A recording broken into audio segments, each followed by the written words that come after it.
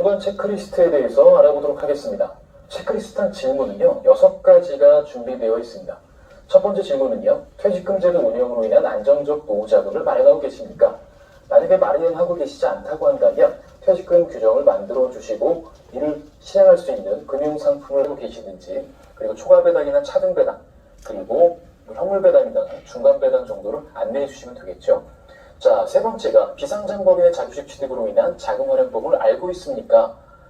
자, 고객에게 자기주식 취득 규정에 대해 설명을 하시고요. 그 다음에 자기주식 취득을 하게 되면 이렇게 좋은 효과들이 있습니다. 그리고 CEO는 이익을 회수할 수 있습니다라는 얘기를 해주시면 되겠고요. 네 번째가 법인 설립 시 발기인수를 맞추기 위해 타인을 주주로 하셨습니까? 그렇죠. 이에 대한 질문은 차명주주에 대한 얘기죠. 차명주주가 있다면 바로 기계적으로 넣어야 되는 솔루션이 주식 양도 제한 규정입니다. 자, 5번째, 임직원에 대한 공로보상 플랜을 갖추고 있습니까? 자, 여기에 대한 핵심 내용은 CEO께서 핵심 인재를 유치하시는 게 중요하잖아요. 핵심 인재를 유치하실 때 가장 좋은 문의가 스탁옵션, 주식 매수 선택권 규정입니다. 바로 정관에서 이걸로 들어가시면 되겠고요. 자, 마지막으로 사업장 사고 발생 가능성이 높아서 임직원 보장을 혹시 고려하고 계십니까? 라고 한다면, 자, 여기서는 한 가지 생각하셔야 될 게, 근로자의 경우는 산재에 보장이 되죠. 하지만 임원 같은 경우에는 산재에서 보장이 되지 않습니다.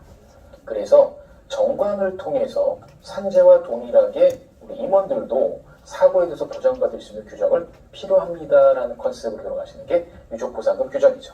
그래서 이 6가지 질문을 통해서 자, 정관의 한 부분씩을 컨설팅할 수 있도록 제안을 하시면 되고요. 사실 정관은 2가지 역할을 합니다. 법인 자산을 활용할 수 있는 하나의 매뉴얼 역할, 그래서 퇴직금을 활용할 수 있는 매뉴얼, 배당을 활용할 수 있는 매뉴얼, 그 다음에 자기 주식 취득을 활용할 수 있는 매뉴얼 역할을 하고요. 2번째 역할은 위험 대비 역할입니다. 그래서 주식 양도 제한 규정을 통해서 차명주주 리스크를 해결하고, 주식 매수 선택권 규정을 통해서 핵심 인재를 유치할 수 있는 이런 방법을 마련하고요. 유족보상금 규정을 통해서 임원의 혹은 오너 CEO의 업무상 사고에 대해서 보장할 수 있는 이런 위험 대비 역할을 하는 게 정관입니다. 정관의 정의에 대해서 다시 한번 리마인드 해보겠습니다. 자, 정관은요, 법인을 운영할 때 필요한 규정들을 적어놓은 것입니다. 자, 그리고 회사의 자치법규, 회사의 조직과 운영에 관한 근본 규칙입니다. 그리고 회사 내에 발기인, 주주 등 당사자 사이의 효력이 발생합니다. 게다가 정관은요, 상법의 규정이 강행법규가 아니면 정관이 우선 적용됩니다. 이 말은 상법상 하자가 없으면 정관의 내용이 우선 적용된다는 의미입니다. 따라서 정관은 상법을 근거로 해서 개정이 되기 때문에 상법이 개정된다면 정관도 변경되는 것이 맞습니다. 자, 마지막으로 임의적 기재사항인데요.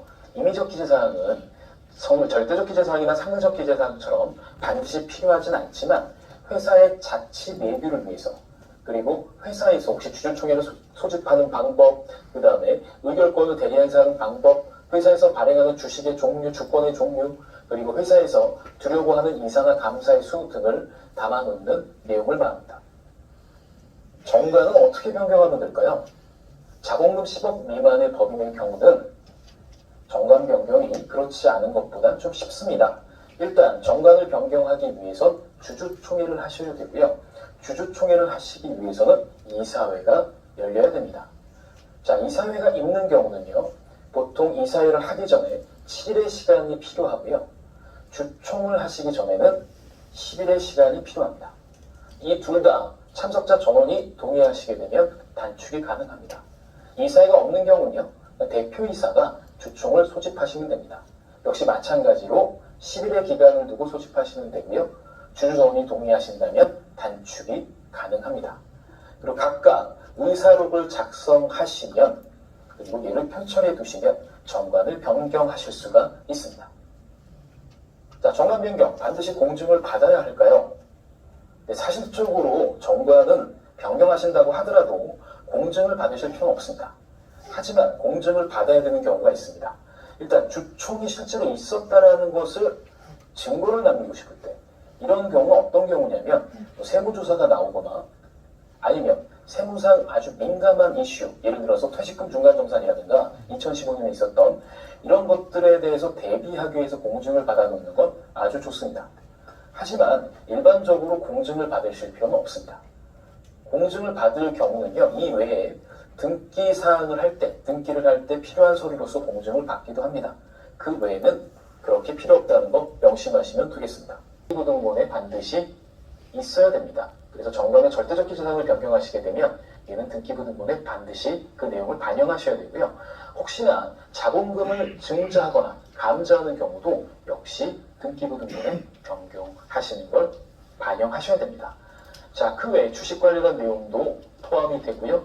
주식 양도 제한 규정, 주식 매수 선택권, 그 다음에 지정 소재지, 그 다음에 회사의 존립기간 또는 해산 사유를 정할 때는 그 기간 또는 사유, 혹시나 자기 주식을 취득해서 이를 소각하는 경우에는 역시 등기를 하셔야 되고요. 자, 전환 주식에 관한 사항, 그 다음에 3회 이사, 4회 이사에 관한 경우, 물론 얘는 정관에 없긴 하지만 이 이사에 관한 것도 역시 등기를 하셔야 됩니다. 자, 그 다음에 명의계소 대리인을 둘 때는 역시 그것도 등기를 하셔야 되고요. 감사위원회, 자, 임원 퇴직금 규정은 임원의 보수 및 퇴직금 지급을 주총의 결의를 거친 각 지급 규정에 의한다라고 변경하시고 해당 지급 규정을 승인하는 의안으로 해서 주총 의사록을 작성하시면 되겠습니다. 자, 두 번째 포인트는 배당 관련 규정입니다. 자, 배당 관련 규정은요, 사실 중간 배당이나 현물 배당은 전부 다 상대적 기재사항입니다. 그래서 반드시 정관에 그 내용이 있어야 하고요. 자, 중간 배당 같은 경우에는 이사회 결의를 통해서 배당할 수 있습니다라고 그 내용을 담아두시면 되고요. 현물 배당 같은 경우는요, 통상 있는 이익배당 규정에 금전 이외의 자산으로 배당을 할 수 있다라고 담아두시면 되겠습니다. 자, 자기주식 취득 규정은 세 번째 포인트입니다. 자, 자기주식 취득 규정에서 반드시 담아야 될 내용은요, 배당 가능 이익 범위 내에서 자기주식 취득이 가능하다는 내용, 그 다음에 주총의 보통 결의를 필요한다는 내용, 주주평등의 원칙에 따라서 주식수에 따라 균등한 조건으로 취득할 수 있다는 내용들이 포함되면 되겠습니다. 자, 네 번째 체크 포인트는요, 주식 양도 제한 규정입니다. 주식 양도 제한 규정은 상대적 기재사항에서 등기사항입니다. 그래서 얘는 정관에 그 내용이 있으면 반드시 등기를 하셔야만 효력을 발생할 수 있습니다. 주식 양도 제한 규정은 뭐랑 연결하시면 되냐면 차명 주식과 연결하시면 됩니다. 자, 다섯 번째 포인트는요, 주식 매수 선택권입니다. 자, 주식 매수 선택권은 정관의 규정에 따라 주총의 특별 결의로 부여할 수 있습니다. 얘는 뭐 때문에 하느냐? 핵심 인재를 스카우트하기 위해서. 그 다음에 얘를 실행하기 위해서는 반드시 등기해야만 효력이 발생합니다. 주식 양도 제한 규정과 동일하게 상대적 기재사항에서 등기사항입니다. 자, 여섯 번째는 유족보상금 규정입니다. 자, 유족보상금 규정은요, 이렇게 들어가시면 됩니다. 근로자의 경우 산재 의무가입 대상자라서 근로 중에 순직이나 각종 사고에 대해서 보상을 받을 수 있지만 임원들은 그렇지 못하죠. 그래서 임원들은 정관에 정하신 유족보상금 규정이 근로자의 산재와 비슷한 효과를 가져갈 수 있다. 그래서 역시 산재와 비슷하게 임원도 적용 가능한 안전장치다라고 설명하시면 되겠습니다. 자, 그러면 임원의 보수는 총 3가지가 있습니다. 통상적으로 상여금, 그 다음에 급여, 퇴직금 등이 있는데요. 임원의 상여 같은 경우에는 정관 혹은 주주총회, 사원총회, 이사회 결의로 의하여 결정된 급여 지급 기준 한도에서 송금 인정이 됩니다. 한도 내에서 송금 인정이 되는 게 상여금이고요. 임원의 급여는 직접적인 법령 규정은 없으나 예를 들어서 지배주주인 임원이 똑같은 동일 직급의 임원보다 더 많은 보수를 받게 된다면 얘는 송금 불산입 됩니다. 자, 퇴직금 같은 경우는요, 정관에서 정한 퇴직급여로 지급할 금액을 초과하는 금액은 송금 불산이 됩니다. 자, 임원급여 및 상여금 한도 관련해서 조금 더 구체적으로 설명을 드리면 임원에 대한 급여를 사실 얼마까지 송금으로 인정하는지에 대한 직접적인 한도 규정은 없습니다. 따라서 여타의 예규라든가 이런 걸 파악해 본다면 개별적 구체적 지급 기준이나 성과평가 방법이 없는 상태에서 특정 지배주주에게 그렇지 못한 임원보다 더 많은 급여를 주는 건 아무래도 과다 지급한 급여로 본다라는 내용이고요. 두 번째는요. 일반 직원에게 상여를 지급하는 경우는 됩니다. 자, 정관에서 임원 보수를 확인할 수 있는 체크리스트입니다. 자, 첫 번째는요. 정관에 보수, 퇴직금, 유족보상금 이 세 가지 형태로 임원의 보수가 구분 기재되어 있는가라는 부분입니다.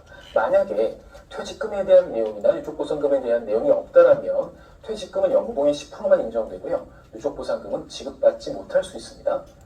자, 두 번째, 정관의 퇴직금이나 유족보상금 지급 규정이 구체적으로 기재되어 있거나 혹은 정관에서 위임된 이런 규정이 있는지 여부입니다. 자, 만약에 이 두 가지가 준비가 되어 있지 않다라면 얘는 송금에 산입할 수가 없습니다. 자, 세 번째, 정관의 임원 보수 및 퇴직금에 대한 연간 지급 총액이 기재되어 있는가? 자, 이 경우에도요, 없거나 너무 작을 경우 과도한 보수 문제로 인해서 크게 세무상 문제가 될 수 있는 여지가 있습니다. 그래서 이 세 가지 체크리스트의 가장 큰 핵심은 법인 입장에서 임원의 보수를 지급했을 때 비용 처리가 가능하냐라는 부분입니다. 자, 법인 입장에서 다시 한번 구체적으로 보겠습니다. 정관에 임원의 퇴직금 규정이 있습니다. 그러면 법인세법상 퇴직금 규정에 따라서 전액이 손비 인정이 됩니다. 정관에 정해진 금액이 그대로 손비 인정되고요. 정관에 규정이 없으면 손비가 불인정됩니다.